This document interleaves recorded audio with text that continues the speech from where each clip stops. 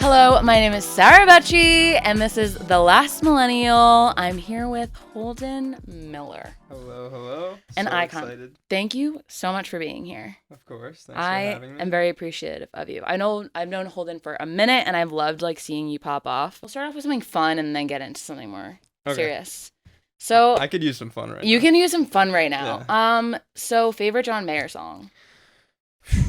Because Holden, I've done some research. I know that you like John Mayer. It's funny because when I was first starting to do this thing in college, I started putting out sad boy acoustic music. Okay, fun. And I was in a fraternity, and I would walk out of my room in the frat house, and people would be like, "What up, John Mayer?" Oh my god. Yeah. It was just it was constant, and I was like, that's not a mean thing to be. It's you're like, thank you for the compliment. Yeah, thank you. But yeah, that's a tough one. It's funny, a lot of times that I pick up my guitar, I go straight to this E minor 9 chord that is the first chord of No Such Thing. Yeah. And I always just end up playing that song. Yeah. So No Such Thing is up there. That would probably be my answer for now. Do you know that one? No, I do know that one. It's also just funny that you say that because I love Phoebe Bridgers' music, obviously. Uh-huh. But I can also sing it, and I always go to those similar chords, and those are some of my favorite chords, was it C major 9 or whatever, and I just love them, and I'm like, oh, now that she uses so much of that in her early stuff, and I'm like, oh, that makes sense. So that's why I like her, is because I love those chords. It's like the John Mayer chord. It's the yeah. And I think there's just something about you're playing your standard chords all the time, and then you learn a John Mayer song, and it's all over the place. Yeah. And it just makes you want to do it over and over again. You're like, I'm gonna get really good at this chord. Yeah. It's really hard to pick a favorite John Mayer song. There's also the Neon Live at the Nokia Theater I listen to all the time. Just 'cause she's absolutely shredding on the acoustic guitar. Do you watch a lot of live performances? I do, especially when I was in a band in college, and we were doing strictly covers. We did Gravity at every single show, to the point where my guitar was just when I leave, I never want to fucking... Can I curse on this? Yeah, well, I'll just bleep it. Okay. I never want to play this again. Yeah. We did that and New Light and a couple other ones. But every time I would learn a new cover song, I would be like, I wonder what this artist, how it sounds when this artist actually plays it live. And so I was always, every artist that we would play, I would look up a live performance of them. Yeah. What song would you wish that you had written? Would it be a John Mayer song or some other kind of song? I've been asked this question a lot, and maybe no. Not in a bad way. In more of I have my answer in my head, and I feel like I haven't thought about it in a while because I know the quick answer, but it's Ode to a Conversation Stuck in Your Throat by Del Watergap. I love them. And I think the reason is because, so that song, to me, at least, I've never researched it, but to me it's about an open relationship. Yeah. And I had that experience, and he just put everything I felt so perfectly into words. I mean, that refrain of I don't want anybody touching you like I do is it's so on the nose right there, but it really makes you feel something. And it's I've tried to write those songs before, and I think he just did it so perfectly. Yeah. No, he did do it so perfectly. Okay. I want to get a little bit into your background too. When you first fell in love with music, because you moved to LA, Long Island boy. Yes. What? And then you have I've heard in music you have a business degree. How did you get from business to music? What? Yeah. I mean, the business degree was, I was applying for colleges and trying to figure out what the hell I wanted to do, concentration wise. Yeah. And I did a presentation in my AP language and composition class junior year on a book I read. Yeah. And really enjoyed the slideshow I made and presenting it to the class and had a lot of fun with it. And my mom was like, remember that presentation you did? You really liked that. You might like business. And so that's why I went in, and I actually did a major called Managing for Sustainability at the school I went to. And it was just the biggest BS major ever. It was the department hadn't figured it out yet. Some professors thought it was an environmental science thing. I was under the impression it was just a business degree with an emphasis on let's be socially and environmentally responsible. Yeah. But it was all over the place. And so I was, I loved music growing up. My dad put me onto 60s and 70s music, and I just always had a passion for it, connected to it. My dad sings, my brother plays every instrument under the sun. It's a family affair. Did you make a band? Where's your band? My band is not the family, but I would love Weird. it. But my brother has played shows with me before. Oh, that's so sweet. Yeah, and he's the best, and he's about to get like a placement as a music educator, which is like sick. so cool. He's amazing. Like he's so good with kids. And... Okay, so you did this presentation. Your mom was like, maybe you should try this. Yeah. And then I know that you were like, instead of like grad school, like you came to LA and were like, this will be like my version of grad school, like if I can make it in like 2 years or kind of thing. Yeah, you really did your research. Oh yeah, I did.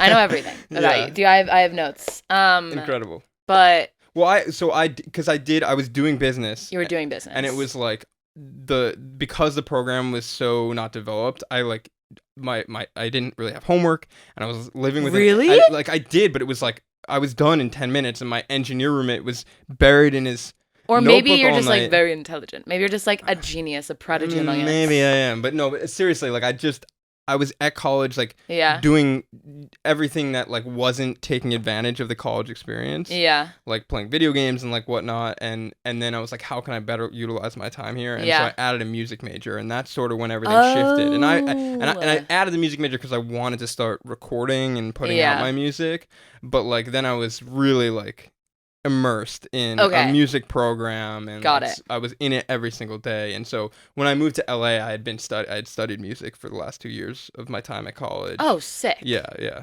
Sick. Okay, that makes sense. So what kind of so like your song, let's start out with Pennsylvania. Yeah. I love that song. Thank you. Did you write that in college? Or like how did you like when did you start? Speaking of the open relationship thing. Yeah. Yeah, I wrote that was not the first song I wrote, but the first song I released, and I wrote that.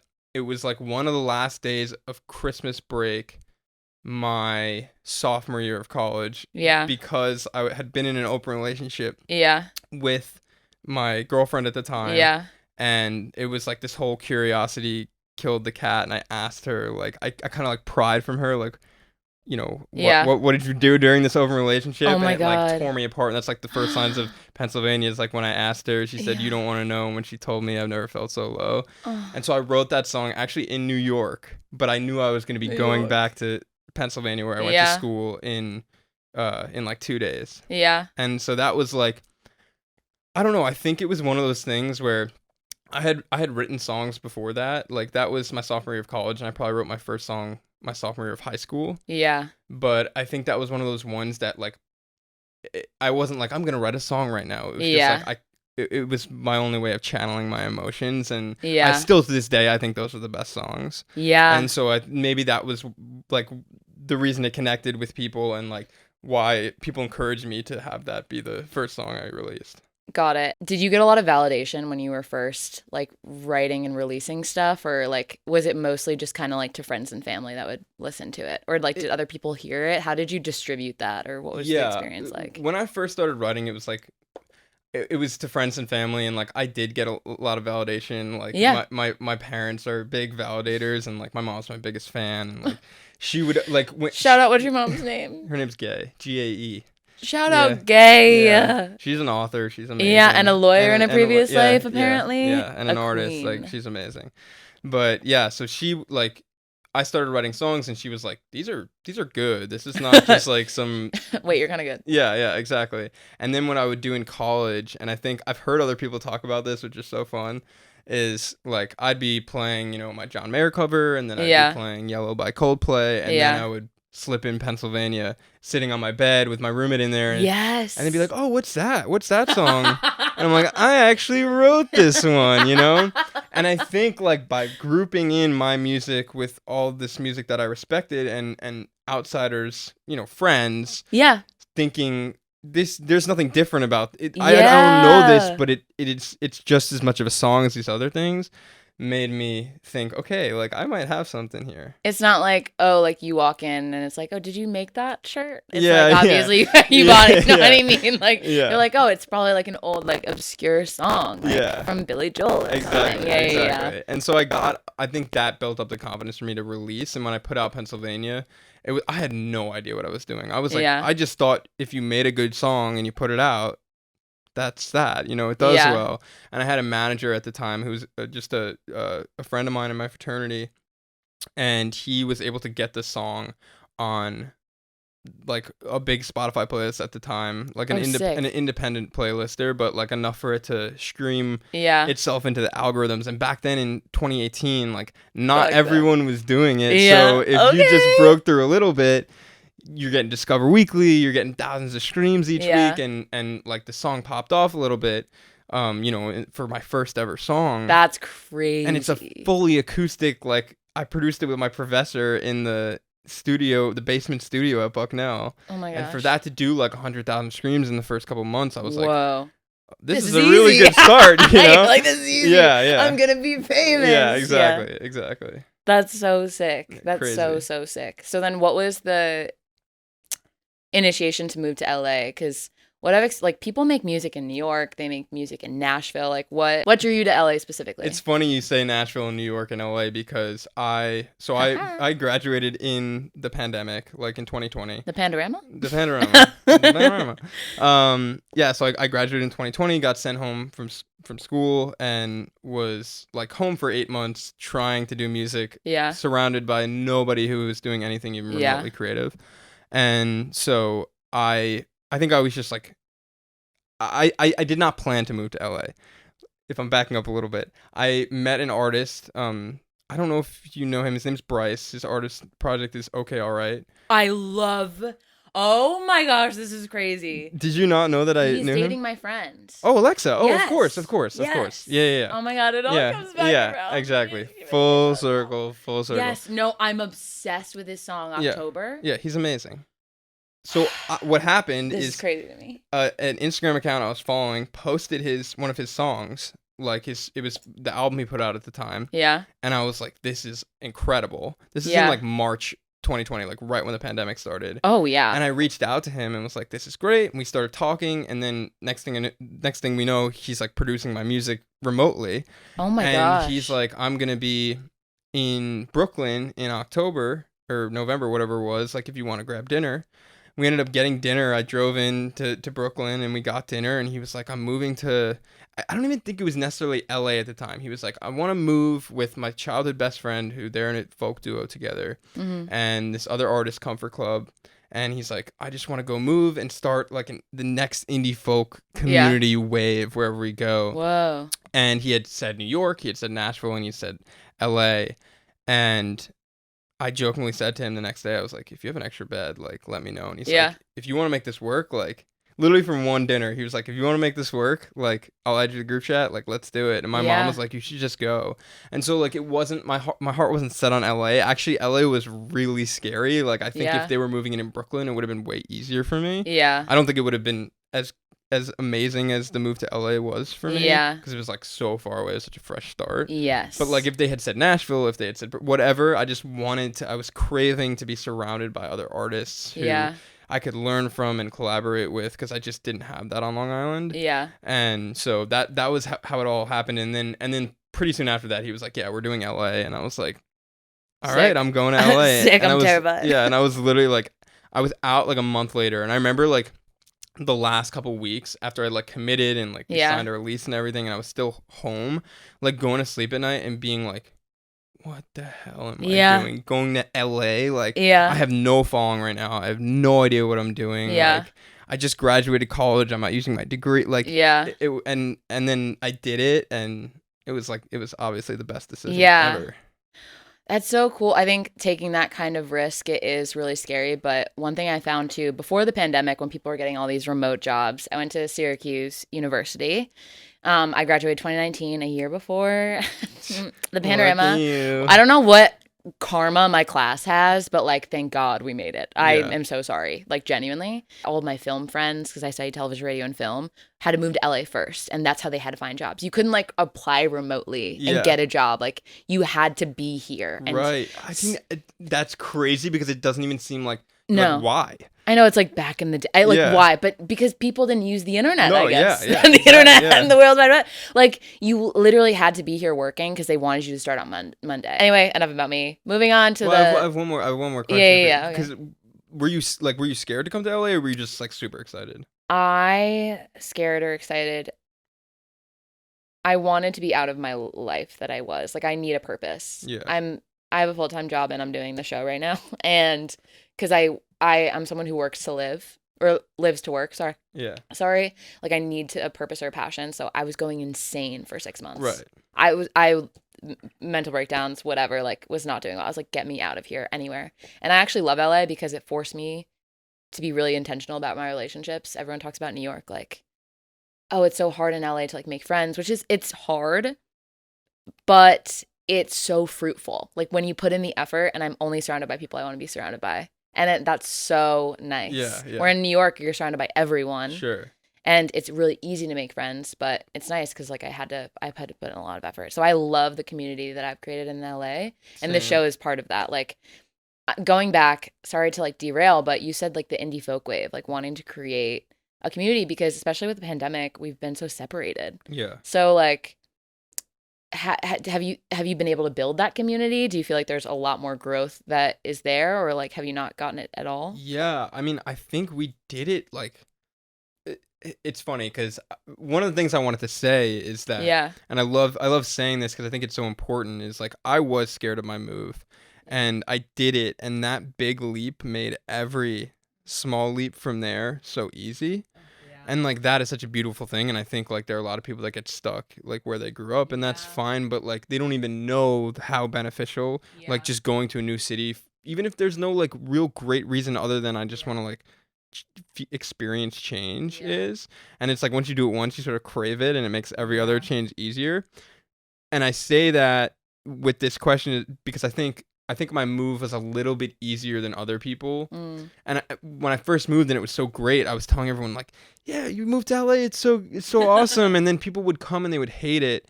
And it's like, oh, because they're living alone in like a small studio apartment and paying a ton of money, and they don't know anyone here. I moved with 3 people around my age, all doing music, similar interests. Like it just was, I was thrown into like what felt like almost college 2.0 in a house with 3 other guys who ended up being my best friends.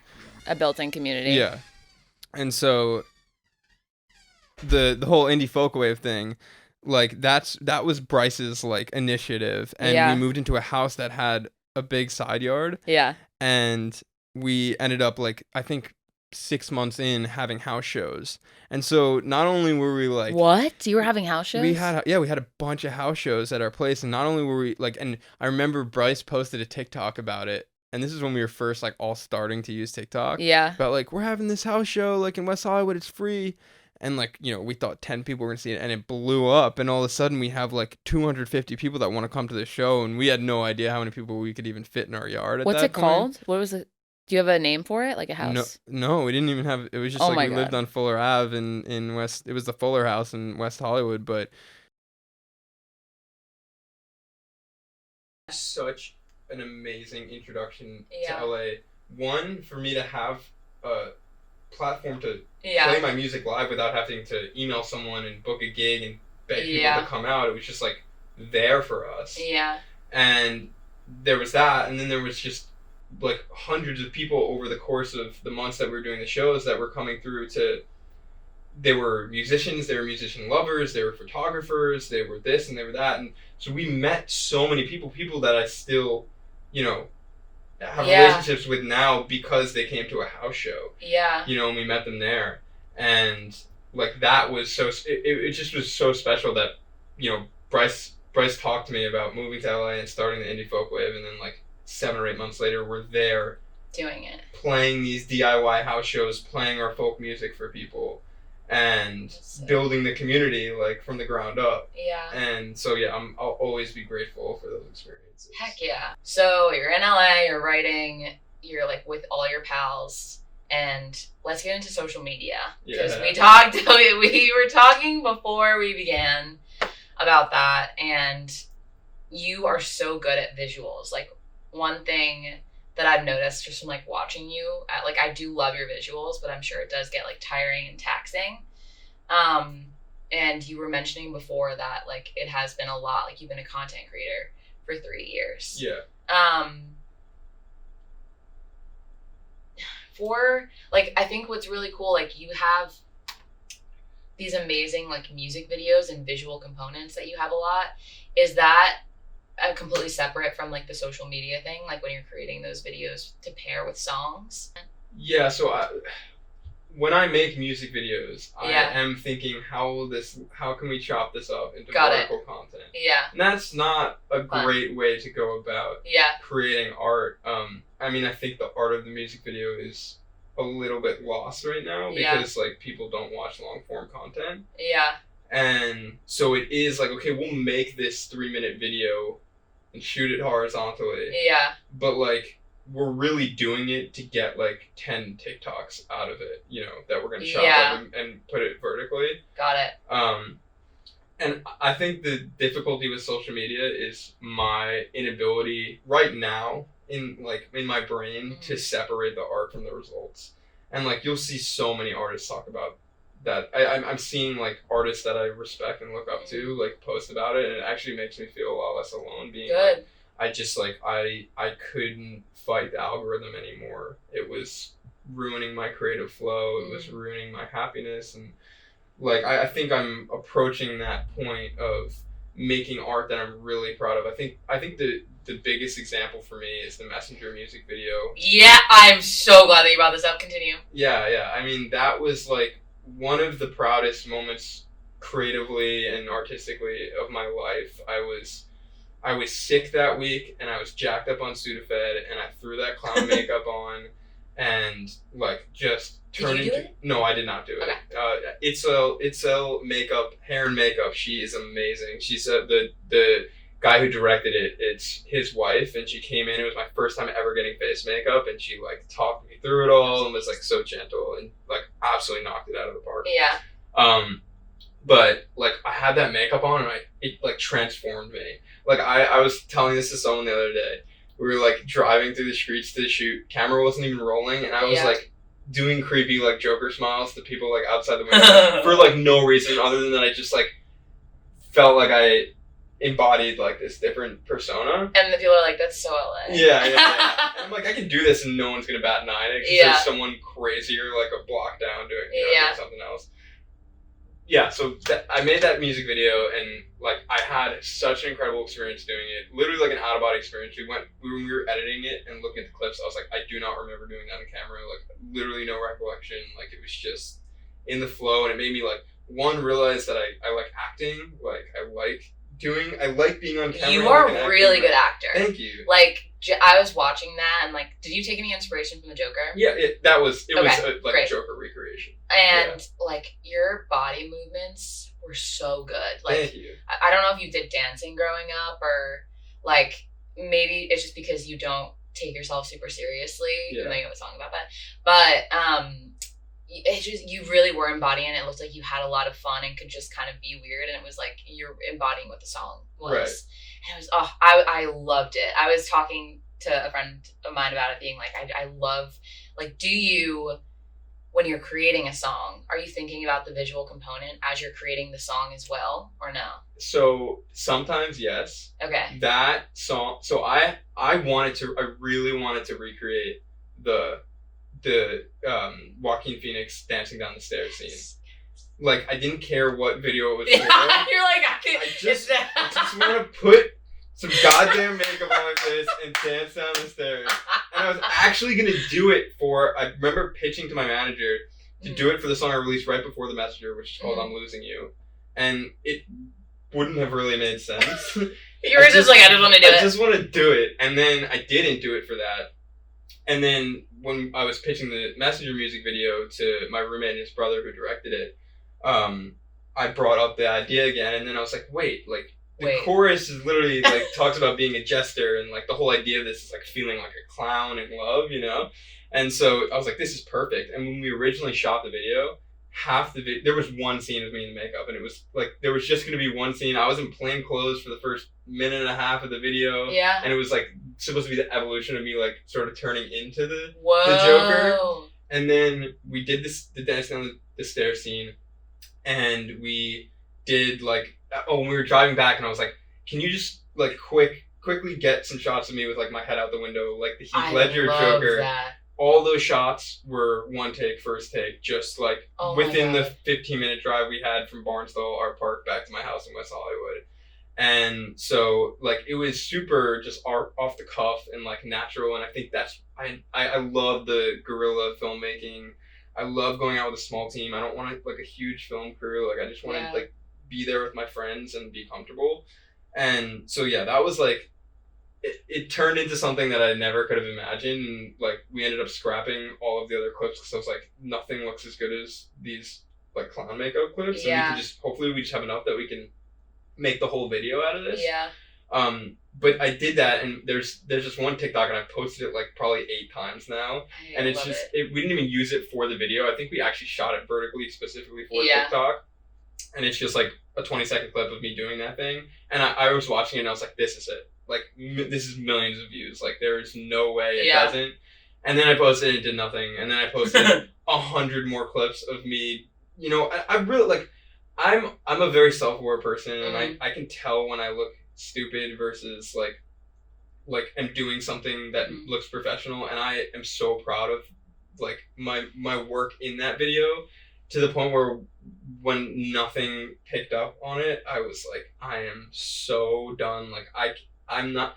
There's nothing I've posted that's better than this, or I will post that's better than this, and this is not even working. So why would anything else work? You know. That kind of Joker Messenger video, it did not hit. That's okay.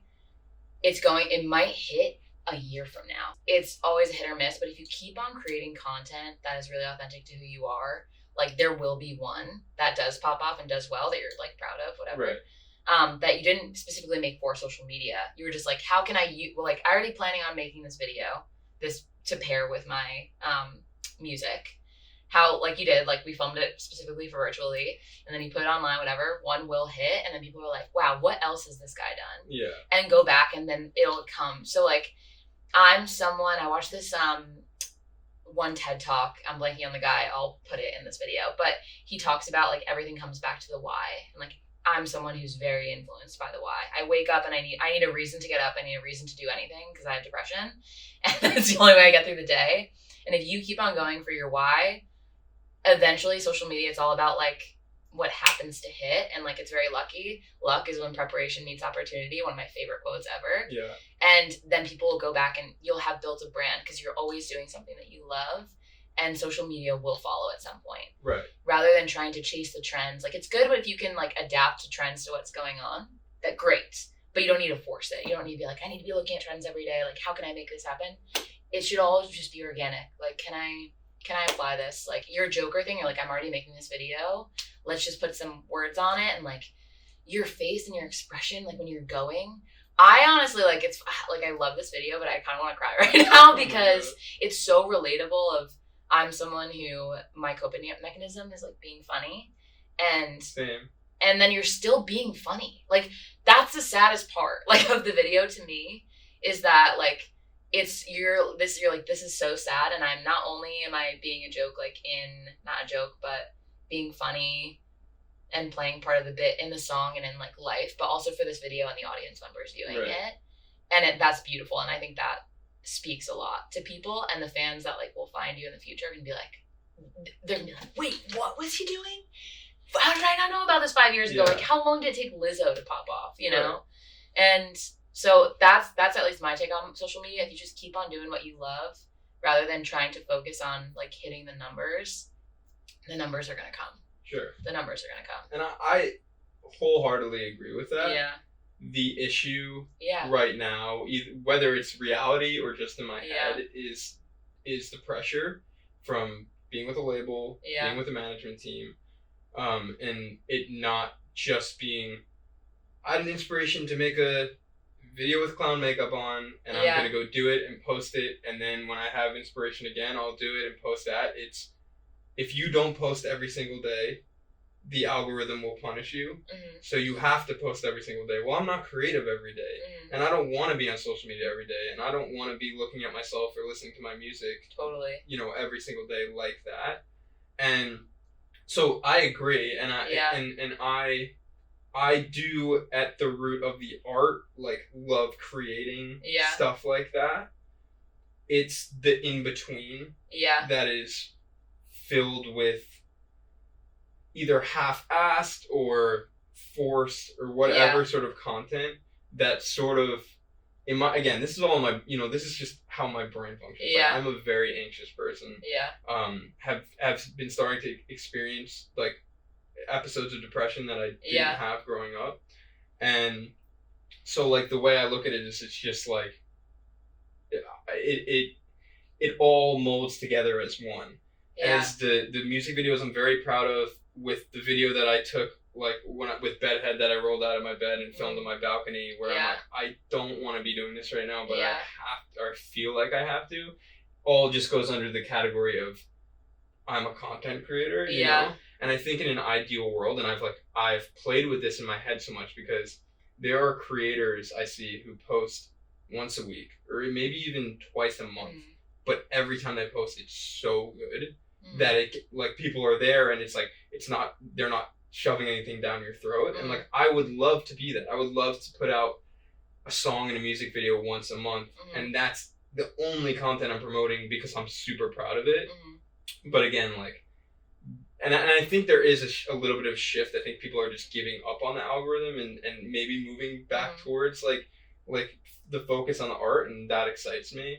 But like right now, I feel so much pressure about constantly posting and just having to churn stuff out that I'm not always proud of, that it dilutes everything. Yeah. Does that make sense? No, absolutely. I think the internet right now is so oversaturated. Yeah. That's what I get. Like, oh shoot, sorry.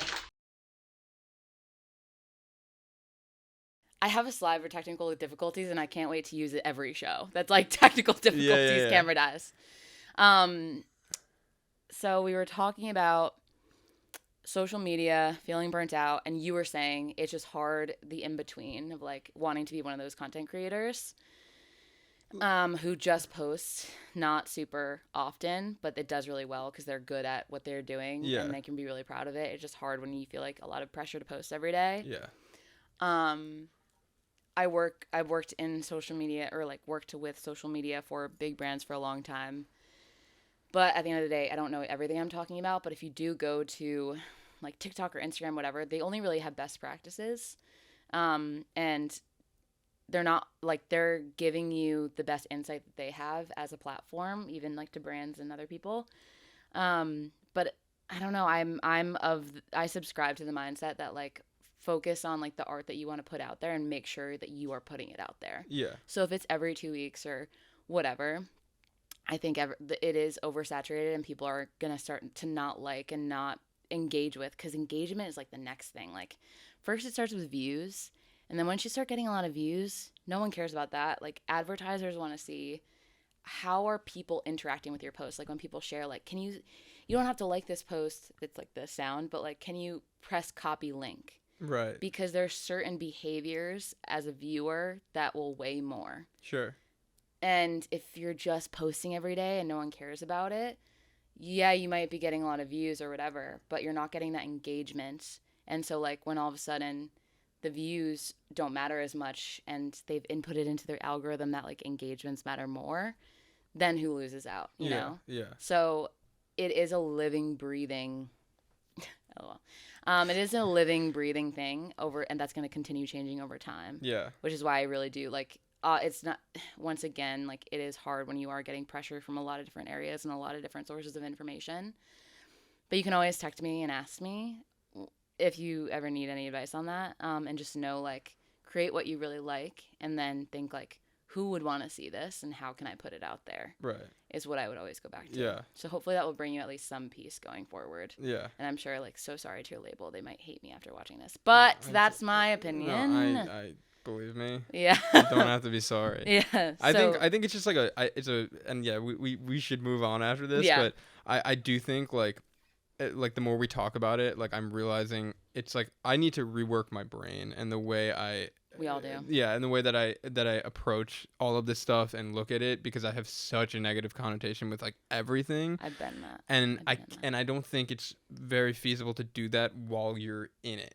Like being like, I'm going to change my perspective on this while I'm still posting every single day. And that's why I think taking a step away from it for a while and coming back, because I remember I took a little step back over the last holiday break, and when January came around, I was like, I'm gonna change, and I'm gonna do the quality over quantity thing. Yes. And I did it for like a tiny bit, and then like like my manager, someone must have said to me like, yeah, that's great, but you really do got to be posting every day, or like, you know, at least 5 or 6 times a week. And it's like, okay, well, back to the grind. Because that's what they're being told. Yeah, and that's they're the best practices that they're being fed. Yeah.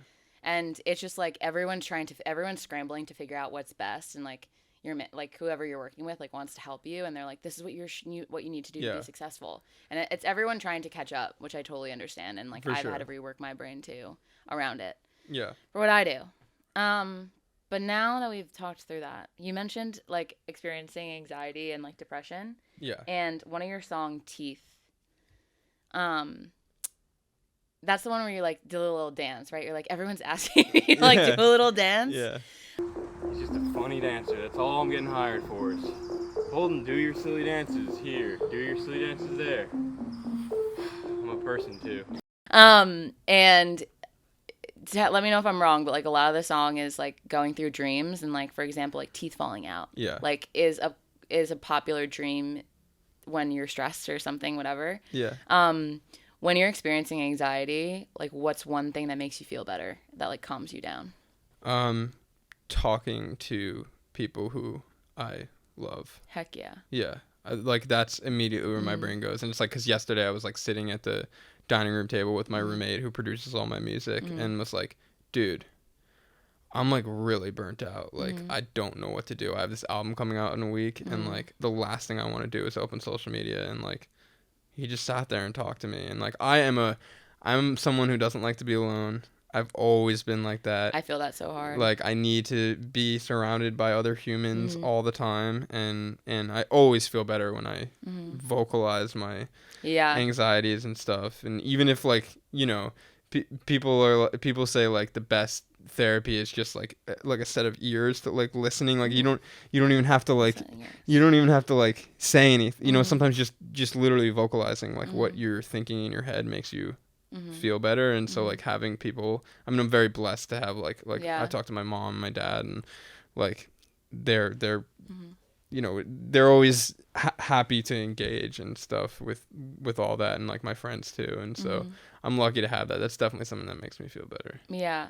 Do you analyze your dreams a lot, and like how like sometimes I'll like look at my dreams and be like, what am I having anxiety over? Like, you know, I don't know. I'm like, how did I get there? Like, how did I get to this? Like, you mentioned at one point in your song too, of I try to scream, but like something gets in the way. Yeah. And I was like, that's a reoccurring nightmare that I have, is like me trying to yell and like not being able to get anything out. And I get sleep paralysis. So me too. That's like, you do too? Yeah, but I feel like it comes in different, it manifests in different ways. Yeah. I have some where like I'm in a dream and I'm paralyzed in the dream. And like I literally can't move, and I know my body's experiencing that. Yeah. And then I've had hallucinations when I like wake up. Right, like the famous sleep paralysis demons. Yeah, like, but I don't see them.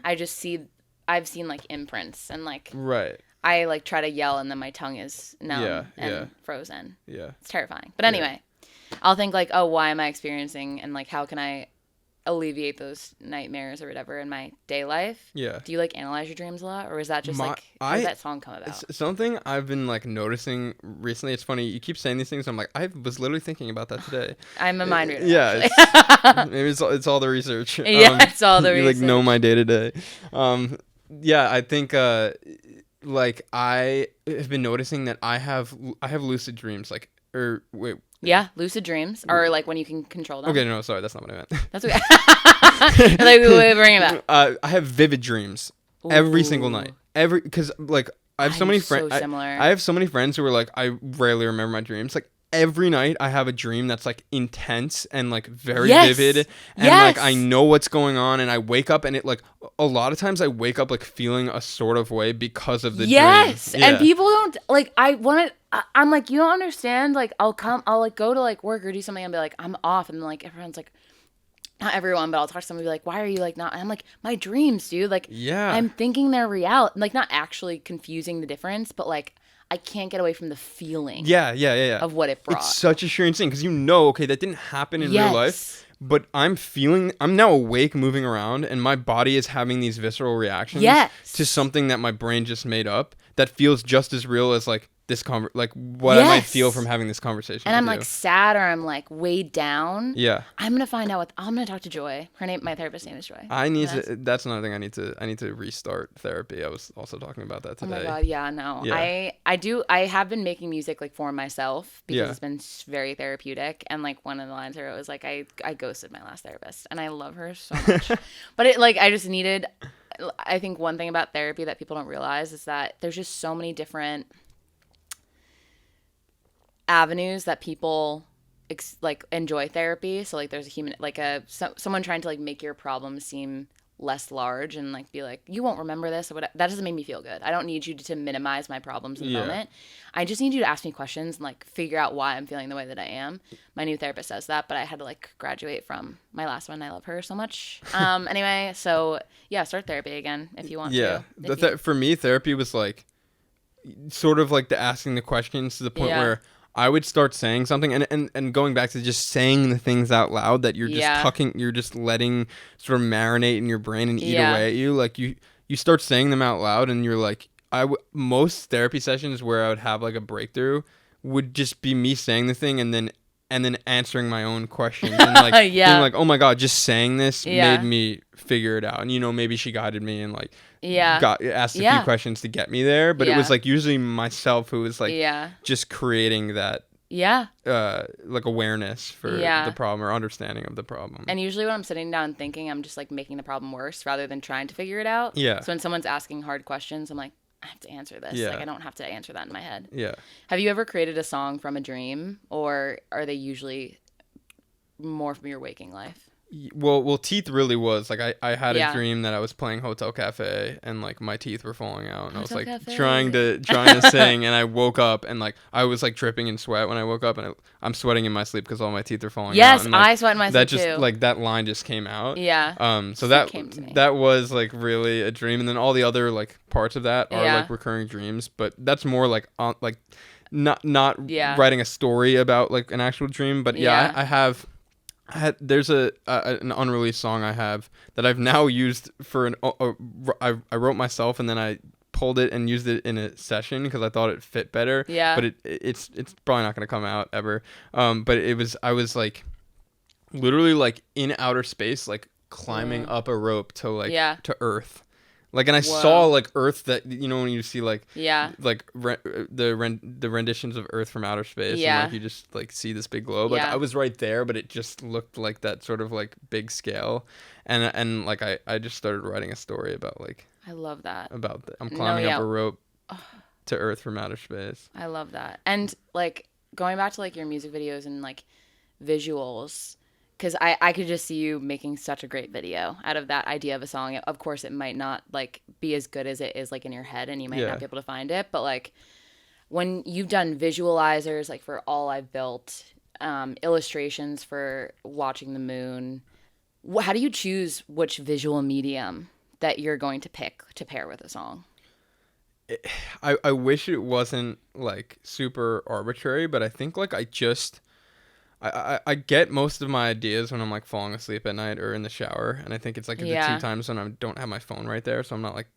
That happens to me too. This is like a whole nother, whole nother rabbit hole we can go down where it's like, because I'm never like I don't feel like I have like free thought when I'm on my phone because something's distracting me, but like when I'm really sitting there, like I just start to like dream things up, and I think like, and I also think like, and it's almost fun in a way.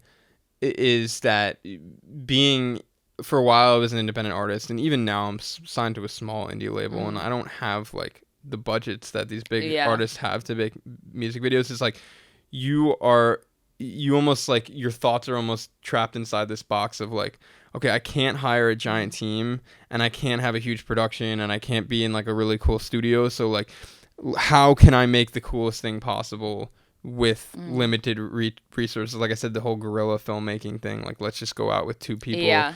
And so a lot of times I'm like, when I'm thinking of a visual medium for a song, I'm thinking of what's a really engaging concept that is also really simple. And I think as a viewer, I also really enjoy that when something's like super simple, and that is like my favorite thing. And that's like sort of how I feel with the Messenger music video. Is like though, like that was 3 hours of shooting total, and it's all me in the same costume with the same makeup. Most of the shots are the same, but it's engaging the whole way through. Yeah. And so like that is my process a lot. It's like how can we keep it simple and engaging? Yeah, I love that. I'm struck by simplicity and just like the joke route. Like I just related to that whole visual. There's what?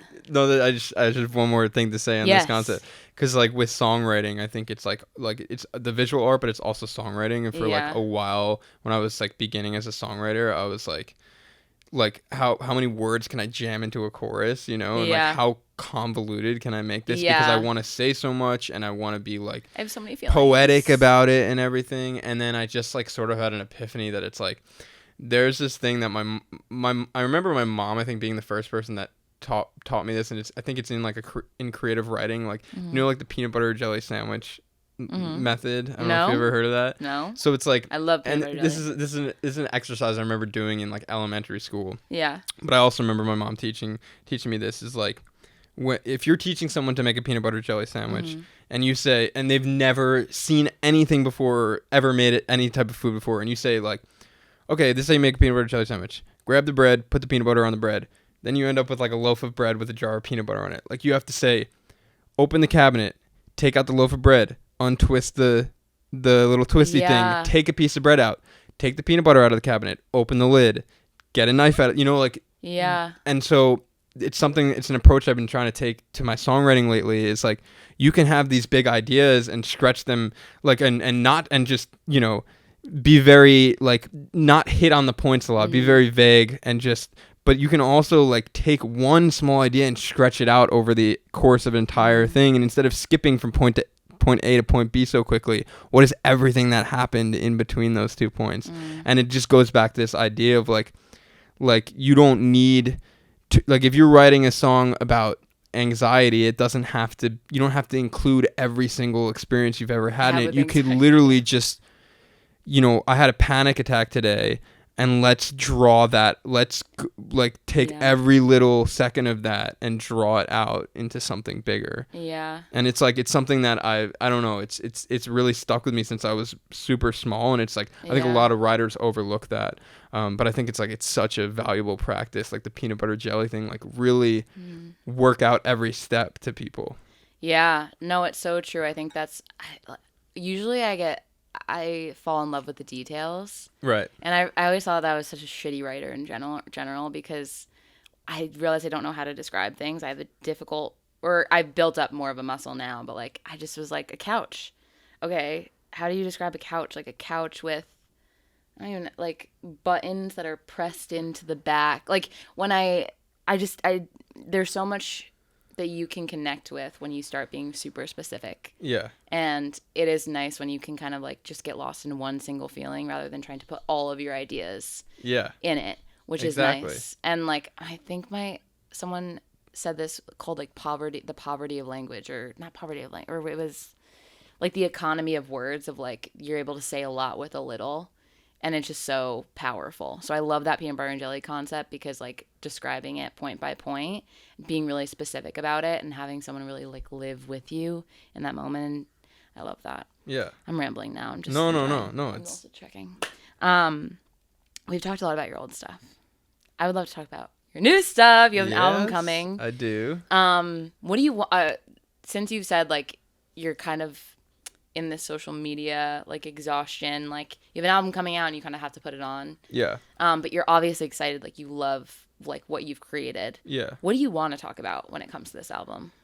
You know, that's a really good question. And I do think like as much as I'm like scared for this album to come out, because like I feel so exhausted about everything promotional around it, I do love the music and I'm very proud of the music, and like that the fact that is still sticking with me feels really good, like to know that it's not the music isn't the root of the problem. And so I think like honestly, if I wanted to talk about something about the album, is like, screw, like, yes, the media around it is great, like the songs are so awesome. Yeah. And like there's something on there for everyone. And I think something that really excites me about this album, and I think it's probably not something that a lot of people would say, is it has gotten me excited for the next album. Because this album, I think all the songs are really good. And I think if anybody listens to them, I really think there's something there to take away for anyone. At the same time, 6 of the songs are already out. And I think as a whole, it's more of like a random conglomerate of songs than it is like a super cohesive project. And I think like this album, and I think it's cool for you to like, when you go through an artist's old discography and you like almost see them like evolving and like figuring out their sound. I think like this is like the knock on the door to like who Holden Miller actually is. And I think like it's in a beautiful way an artist figuring out who they are in a grouping of songs. And it's given me, I think, a much clearer vision of where I want to go from here creatively and what I want to do for the next album and the thought and intention I want to put into the next album. And it's like, you know, you have to trip and fall to like, you know, get up and go again. And like, that's like what, I don't know if this is the stupidest way ever to promote an album, but I think like, it's like, you need to listen to this. So when the next one comes out, you're like, okay, I see how he got there, you know? Yeah. And also like someone can be like, maybe they're like, oh, maybe I don't like this as much, but this next song, like I really related to, and it's my favorite thing in the world. So it's kind of cool that you're kind of tapping into different, like I haven't been able to hear it yet. This will be out when the album's out, but like I think what's cool is like you said, there'll be something in it for everyone. So like it gives someone the potential to find their next favorite song, right? Rather than have it being so specific and stylized. Like you can put in anyone's ears and say like, hey, I've actually was discovering and finding myself. I went through so much experience, and you're gonna find something that you like, which is cool. So it's like that's how I'm gonna look at it. Like I get to find my next favorite song. You know. And I think like this has been so nice because I have been not excited about the album, and you're like making me smile. Yay. And like I'm thinking about the music on there, and I'm like it really does feel special to me.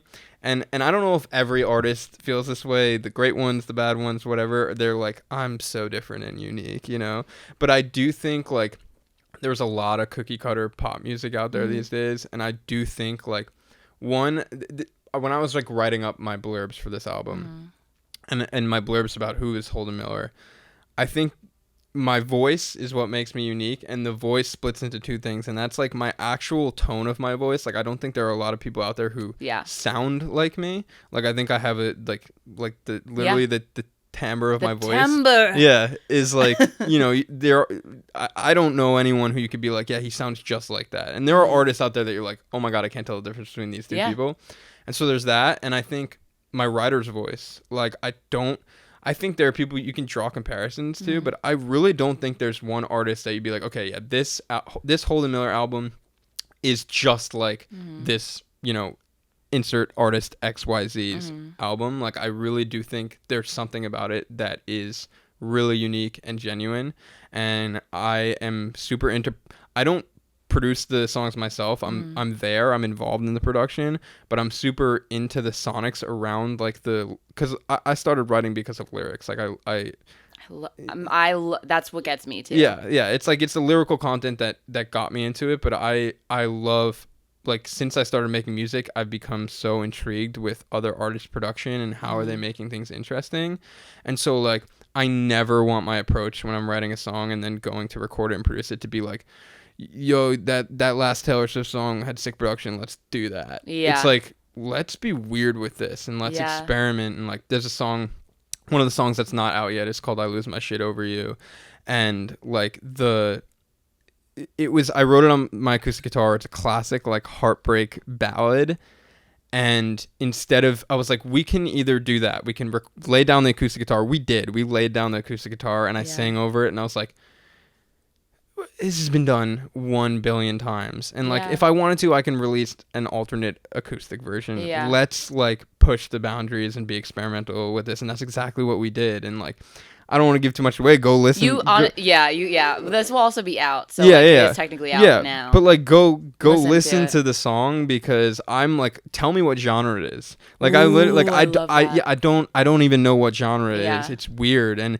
obviously, like, nothing I'm doing is incredibly revolutionary, and it's all drawn from, every art is drawn from other art, but I do take pride in the sonic and the lyrical voice, this world I've created in this album that feels special to me. I think you also need that. Like, I know you're saying, like, I'm sure every artist thinks like this, whatever.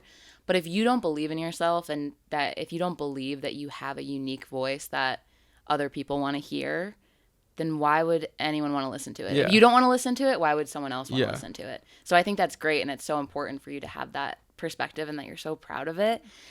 To me, I think it's so brave for people to try things and like put so much of themselves into something and be proud. Like, every time we're like proud of something, at least maybe it's just like being a woman, I'm constantly like, I don't want to be proud of something, like nothing's ever good enough, or like, am I being too cocky thinking like I'm proud of this? Like, to me, it's revolutionary to just take pride in something, and it doesn't have to be the best album of all time, or it doesn't have to be the best piece of work of all time, but I love it, and I'm really happy that I did it.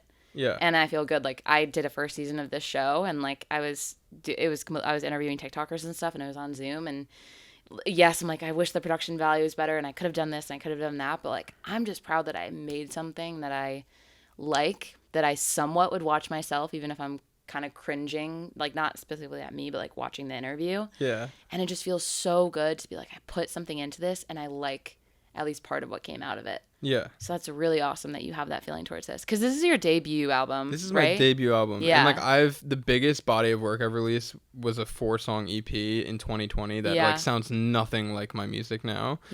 And so like, it's funny, my brother's been like begging me to put out an album, because he's an old school, like he listens to stuff as albums. He doesn't even like, he asked me if I could burn the album onto a CD, or if there would be a CD for it, because he like listens in his old car, like he only listens to CDs and stuff. I love that. Yeah, and it's like, it's awesome, and I'm like, this is like really cool that there's gonna be like, because I also like I'm not as much of a playlist person as I used to be, and I'm like, I usually just binge artists and I get obsessed with an album and like I listen through, and so like, it's cool to think that like on my, Spotify page and Apple Music page, like there's just gonna be a body of work that you can like jam out to for 40 minutes. Because I was trying to listen to your stuff, and I was like, let's go into this discography. And then there's a single, and then there's a single, and then like, and then like you have like this when you like bundle them, like, which is normal for an artist who's just like constantly like, it's a singles game right now. I was talking about that with Shallow. It still is. Yeah. But you know what I mean? Anyway, I'm excited to just like go front to back and just explore who you are. My next question, what musical influences specifically inspired parts of this album? I mean, a lot of songs in general, when I write, like I can point to like the artist at that time that I was like listening to, that I wanted to make something like sort of in that vein. I think like Teeth, if I had to point to one, is like Alexander 23. Love him. Like he's been an artist for me, and like who changed my whole perspective on like production and songwriting. In what way? Just like being more simple, like and it's a shame, because I don't love his more recent stuff, and I feel like he went away from that like dude just in his bedroom making his album how he wanted to, like his first 2 EPs. But like the song Dirty AF Ones, where it's just that song directly inspired the thought. And it's just like that. Whoa. It's just that repeating like, and it's like, this is the backbone of an entire song. You don't have to have 100 tracks with every kind of instrumentation. And like, I fell in love with that production style, like the minimalist production style, and like leaving space for the story to be told. And so, and also like lyrically too, with the thought being like, I can say something like, hey, did you know I eat tomatoes now? Like, again, I used to try and be so like cryptic with my messaging and stuff, and like he was so on the nose, but I still felt like he was saying things that I hadn't heard before. And I say this like on every time I'm like answering questions or interviewing, whatever, like I always say, I totally forgot what I was going to say. Alexander 23. That it's okay. Oh, it's okay to be simple. Yeah. And use simple wording and be on the nose if it feels fresh. Yeah. You know. Yeah, and it feels like uniquely like an experience that you haven't heard and you wish you did. Yeah. And so I think like the simplicity of like just being honest, like my next question for you too, like you're writing about your life, like are you ever worried about how people are going to respond? Like even in the album, like are there people that you've talked about on it that like are going to be like, oh, that's me, you know? I mean, there's literally a song that the title is the name of my ex-girlfriend. Oh, yeah. I did get her blessing to put it on the album. Love. Yeah, and it's like, we still have, you know, we're on great terms. Yeah. Like, it wasn't messy or anything, but like, yeah, that's like, you know, yeah, that song is her. Yeah. I think once you've been doing it, not that I've been doing it forever, but once you put out you put out your first song and it's Pennsylvania and it's like literally me like crying about an open, you know, about like a breakup. It's like, okay, I did that at a time where I was like trying to be cooler than I am now. I was in a fraternity at like a college where they don't like, not they don't accept it, but they're not like welcoming with open arms like you to be this like soft boy singer-songwriter. It's like you do that. It's the same thing with like moving to LA and then every other like little leap feels so easy. It's like I went so vulnerable with my first ever single that everything else just feels like, okay, I do this now. Like I'm an open book. Wow. And I think just as much as like my music has helped people feel seen and heard, that has helped me feel seen and heard. Like with All I've Built, my song about like my fear of dying, which has been like a huge thing in my life since I was, you know, old enough to even like, it was ridiculous that I was like having panic attacks about death at age 5. Like, like who does that, you know? But then having so many people on the internet be like, you put into words what I've felt for years and never knew how to say. And I'm like, okay, so I made you feel less alone, and by doing that, you made me feel less alone. And it's like, that is such a beautiful thing. And every time you get even one person saying that, you're even more confident the next time to say, okay, I can wear my heart on my sleeve here because I know that people have felt this way. And All I Built is my favorite song of yours. Thank you. Like that's the one that like I listen to like very often. Probably because I don't think I had panic attacks about dying when I was young, but like I have that. Like at first it didn't scare me, and now like I'm terrified of it kind of in a way. Yeah. And I just kind of fluctuate with that, and I was just like, you just put it in a, and also thinking like who does that, or like the judgment too of it, of being like literally who does that? I'm so dumb. Like everyone else is fine and I'm not. And I think like going back to like the album and like what are you excited about, and like why should people listen to this? And I think like that is one of my like fortes in songwriting, is like being able to be relatable and like in a unique way. It's the same thing I feel about Del Water Gap's Ode to a Conversation. Is like it's such a specific thing, yet it's such a shared human experience. And like I feel like that, you know, I'm able to articulate those things that I'm like, I have a feeling now that I've released a bunch of stuff that was super specific and people related to, that I can continue to do this, and a lot of people are going to come out of you know, come out of wherever and be like, yeah, I felt this way too. Yeah. Do you think that this is like your next leap, like this album, like you talked about that leap to LA, like the leap of like opening like like your song Pennsylvania, like talking about that stuff, like this is like your next leap of like going through and like giving out to the world what you've done for the first time? Or no, does it feel like you feel more comfortable with it? It doesn't feel like a leap. It feels like the bookend of like a chapter of Holden Miller. Yeah. And again, like that is so exciting to me. Yeah. Like, because it's not like I'm just throwing it out there and being like moving on. It's like I'm putting out something really special. Yeah. And I'm excited, like, and I can't wait for what's gonna come after that, because I feel like I've found myself so much more. I feel like I've found my sound more. I feel like I've let go of a lot of like insecurities in my music and stuff, and yeah, it doesn't really feel like a leap, I think, because 6 of the songs are out already. Like it's a baby. It's like this is like as baby release as the album could get. And I don't think that takes anything away from it, you know, but no. I do think like, I don't know. I just had this epiphany like maybe a month ago where I was like, I started thinking about the concept for the next album, and I was like, I'm so excited to put this out so I can close this door. What would you name that last chapter? You're giving me the hard hitting questions right now. I know. Just right now. Also, like, whenever I ask those things, I'm not like, it doesn't have, like, your answer could change in the future. Yeah. But, like, just how you're feeling in this moment. I think, like, almost like letting go. Yeah. Oh, I love that. Yeah, there's something like just letting go of all this. And I think a lot of artists, like, get stuck, like, they gatekeep their own music. And I think, like, this just feels like we're putting this out, and, like, if it's a smash hit, great. If it's not, like, it's my first album, and there are many more to come, and there's better stuff to come. And I think, like, I am changing so much right now and discovering so much about myself and about life, whether it's, like, really good stuff or really terrifying stuff. And, like, to be honest, a lot of it lately has been like super terrifying, and I've been struggling with, like, nihilism and like what is the point of doing this all? And, like, oh my god, yeah. That's me every day. I'm like, people have way worse lives and go through way worse things. Like, what am I doing? Yeah, kind of. Yeah. What's the point? Like, yeah, just all of that. And, like, I think all of those feel like the best way for me to channel those feelings is, like, what I know, which is writing songs and making music. And so, like, I'm excited to explore all that stuff. And I've sort of been, I feel like I'm sitting on like a ticking time bomb, because I'm like, I've been focused on this album.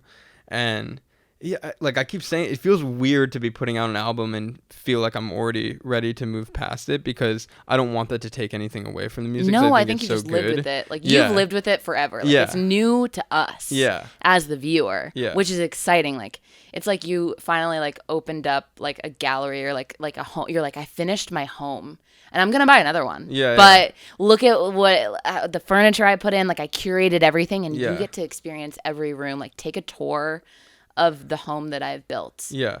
I will be buying another one and making another one. But right now, like, enjoy it, because I've been hiding it from everyone. Right. And now you finally get to see it. And like I said, I think like, whenever the next album is, and whatever it is, however long down the road, I think you need to experience this one to fully understand, like, how an artist changes and develops. And I've heard so many people saying that they, like, love to go discover old discography. Oh, yes, me all the time. Yeah, and be like, the way I've gone back into, everyone's gonna know that I love Phoebe Bridgers, but I have gone back into her old, like, SoundCloud stuff, and I'm sure she's like, can you not? I'm sure she's like, to all the fans, please don't do this. And like, I don't want this, but, like, for some of my favorite artists, like, I'll go back to the SoundCloud stuff, their demos, like, whatever I can find, because it is, like, seeing that progress over time, like, just really makes you understand who they are, and, like, what did they learn about themselves, and, like, what have I learned about myself, like, in that amount of time? How do I relate to that? It's like you wouldn't start a TV show on, like, season 4. And no. Be like,